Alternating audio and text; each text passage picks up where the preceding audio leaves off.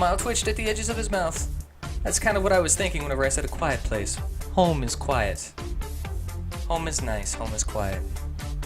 Outside is all terrible noise and you have to deal with other people. Ugh. The smile twitched at the edges of his mouth as he scribbled into his notebook. He tapped the eraser against the page before looking back up at me thoughtfully. Feeling a bit out of your element too, then?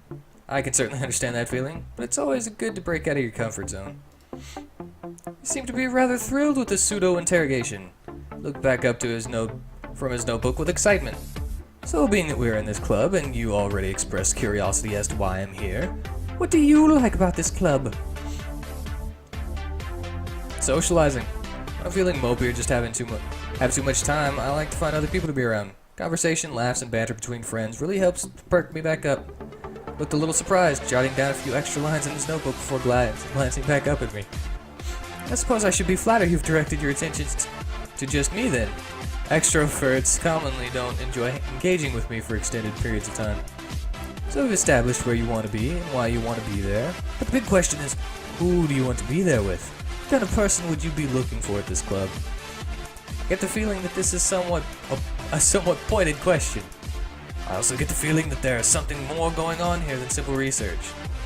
He shot me a Cheshire cat grin and placed a hand on his chest in mock shock. Clearly he was enjoying this intimate game of 20 questions.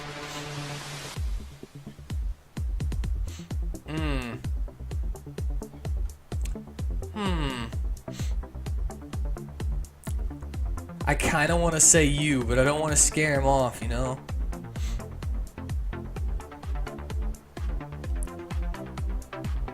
Or could that mean that you, could it be meaning me? Because that was a confusion that I had whenever I was talking to Sky.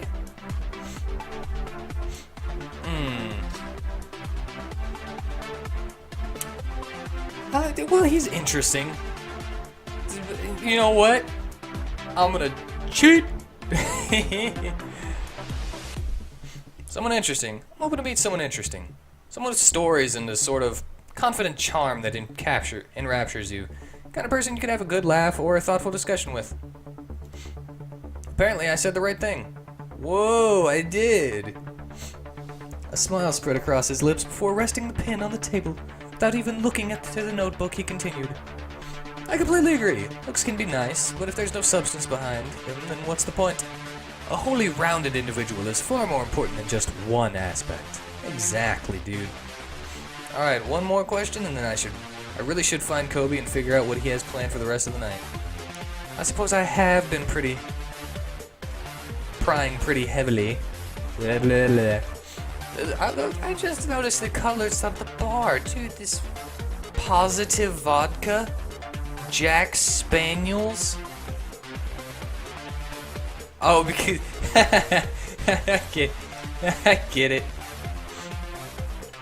I get it. Jack Spaniels because Cocker Spaniel. It's a dog, dude. I'd hoped I was more than just an intellectual diversion. Is that not the case?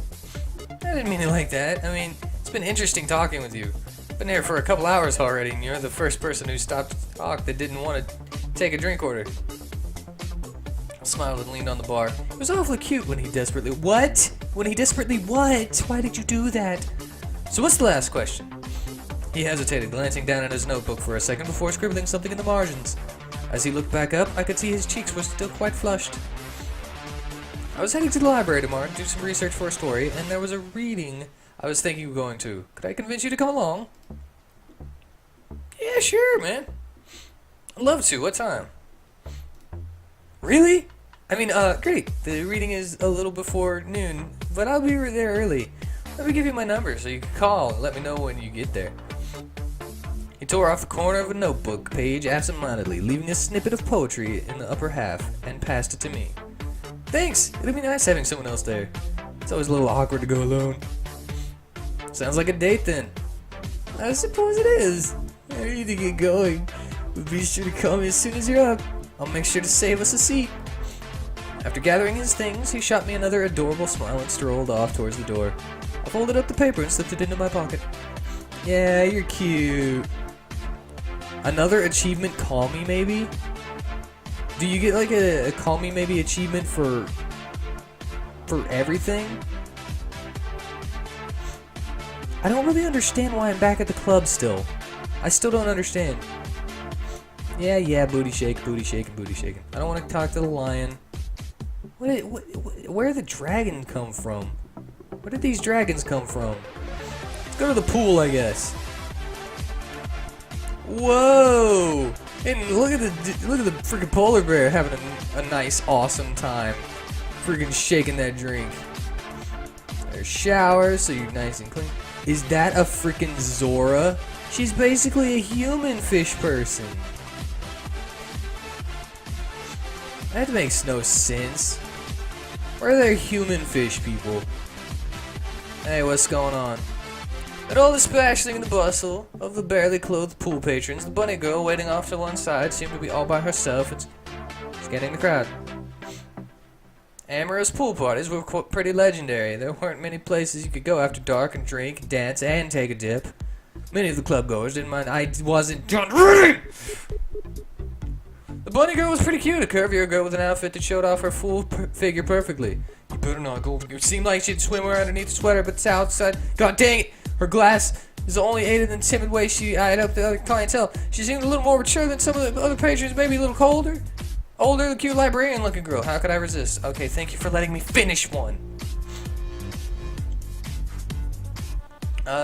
Introduce myself. Hey, what's going on? She was looking for company. Yeah, I shouldn't wait around for someone else to snap her up. Okay, first I need to get her attention.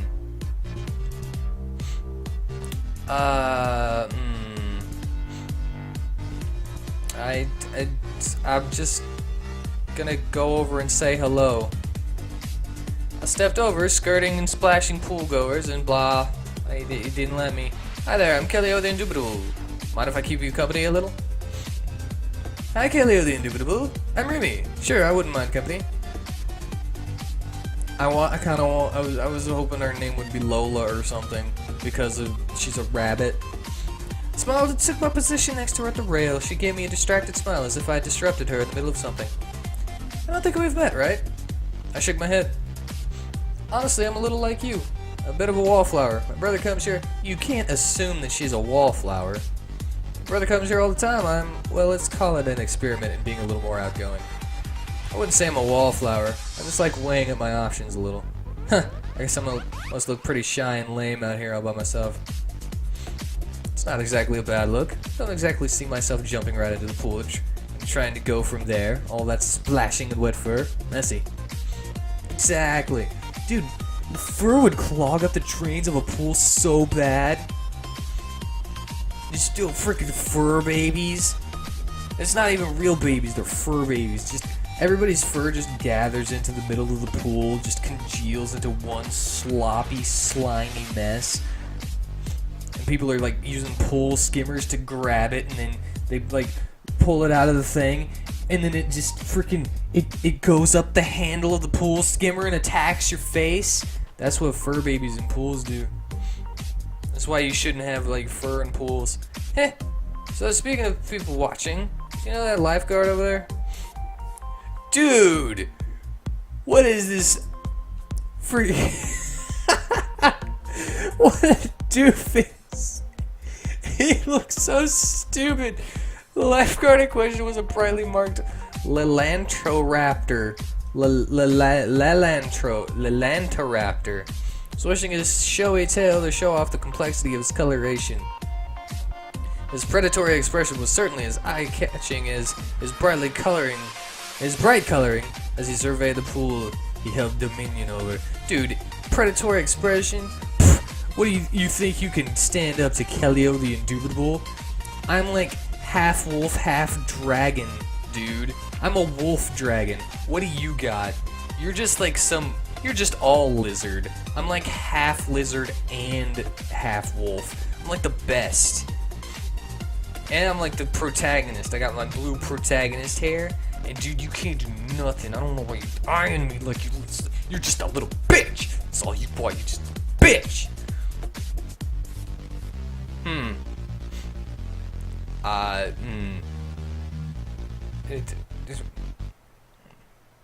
I offered to ask about him. Tried not to let her distraction get to me as we discussed the lifeguard. Not sure I know him. Did you want me to ask around? If that's not too much trouble. Sorry, I know we only just met. That's okay, but after I run this little scouting mission for the competition, you're gonna owe me a drink. Okay, deal. Didn't seem like I was going to get her attention fully until I at least told her the guy's name. Heading over to the lifeguard, he was deep in conversation with two girls in bikinis who looked young enough to have slipped in under the nose of the door staff. They both had the telltale redness where they had scrubbed off the X's on their wrists. I was about to give up on him and report back to Remy when the girls skipped off and I saw my chance. He was a specimen of lithe musculature, and regardless of my feelings on the matter, I could see why Remy had been drawn to him. His eyes alone were enough to make my skin prickle a little under his gaze. He swished his tail impatiently, the bright patterning waving back and forth. Yeah, can I help you? His name is WheatTon. What a chode! Oh yeah, so Newbie, huh? Well, the towels around here are for free use.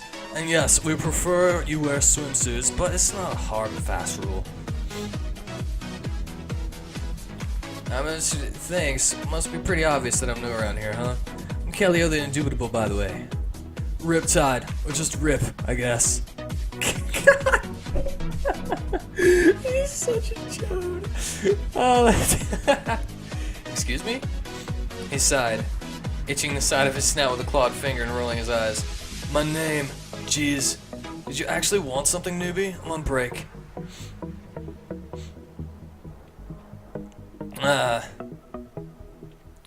Dude, I don't want to flirt with this douche. But seriously, I had a question. I really did have a question about the pool rules, though. Oh, hey, so I was wondering about the pool rules. Is the waiting after eating thing a myth, or... Who cares?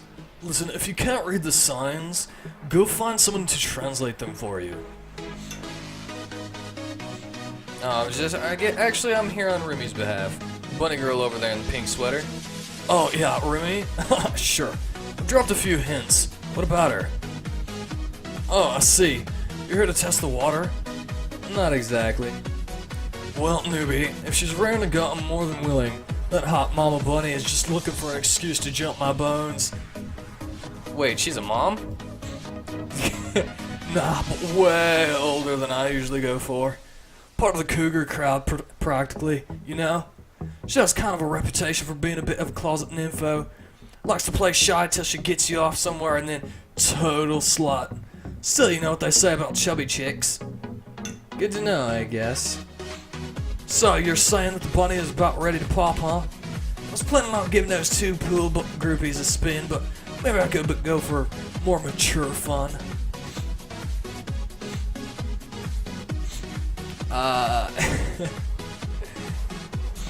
You deserve better than... Dude, sure, why not?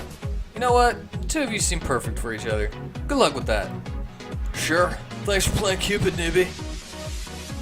He adjusted his shorts with a hungry look to the shy bunny girl as he called out for her and pointed towards the staff room. She scurried over towards it, and Riptide chuckled as he left me there. Whatever. Plenty of fish in the sea. Don't care. Don't care. Don't care for the loose. Do not care for the loose.